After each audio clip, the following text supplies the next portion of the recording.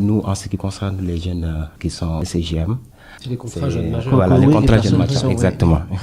Les jeunes, quand on les a posé la question, à savoir pour eux, qu'est-ce que signifie la pauvreté, et ils l'ont vu d'une autre manière. Pour eux, la pauvreté, c'est encore social, psychologique. Il y a d'autres qui nous ont donné des exemples comme quand on est malade et qu'on a personne autour de nous, qu'on a personne qui se soucie de nous, on se sent pauvre. Et il y a d'autres qui se disent que on a un toit aujourd'hui, grâce à ce contrat jeune majeur. Aujourd'hui, on a quelque part où dormir, mais à chaque fois qu'on a besoin de la présence humaine, d'être assisté, d'être accompagné dans nos différents projets, nos rendez-vous, et on n'a personne autour de nous. Mais c'est ce qui, beaucoup d'entre eux ont déploré. Pour eux, c'est ce qui signifie la pauvreté. D'accord. On va revenir sur cette expérience, mais Jean-Christophe Sarraud, juste, comment vous réagissez à ça, puisque vous nous dites dans le livre, vous citez notamment Joseph Wresinski, qui est la personne qui a créé ATD Quart Monde.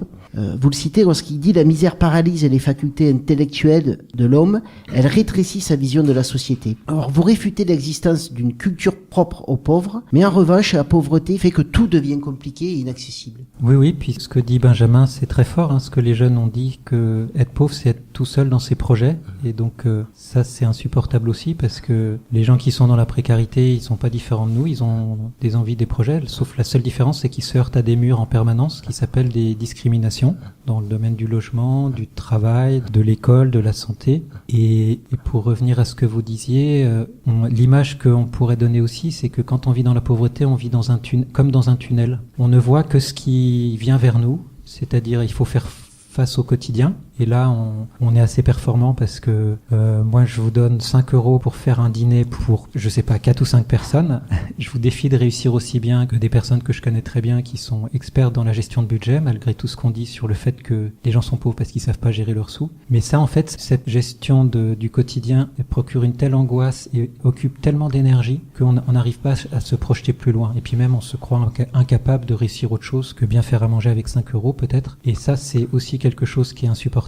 Ce qui fait que, pour des tâches qu'on anticipe ou qu'on se mette à plusieurs, on n'y arrive pas toujours et on peut même adopter des comportements qui sont contre-productifs par rapport aux objectifs qu'on a. C'est-à-dire qu'on va se fâcher avec la maîtresse de ses enfants qui essaie de tout faire pour que les enfants réussissent parce qu'on n'arrive pas à se comprendre alors que la maîtresse et les parents veulent la même chose, la réussite des enfants. Mais on a été tellement stressé la nuit précédente, tout ça, que au moment du rendez-vous, ça va éclater et ça, c'est des choses qui sont pas normales. Pour une situation qu'on n'a pas choisie, on se heurte à des obstacles qui vous enfoncent encore plus là-dedans.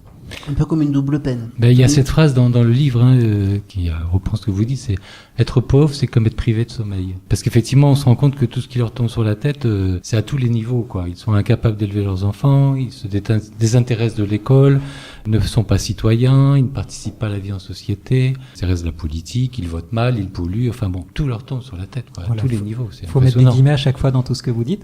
Oui. Pour bien dire sûr, que c'est des discours. En tout cas, c'est dans les idées fausses qu'on rencontre, quoi. Oui. Et ce qui est intéressant, c'est de voir que des chercheurs objectivement ont vérifié ça, que vivre dans la pauvreté, c'est comme vivre sans dormir, par exemple, ou être confronté à une urgence permanente, ne pas avoir de temps libre. Et ça, les gens pauvres, ils le savent depuis leur naissance, en fait.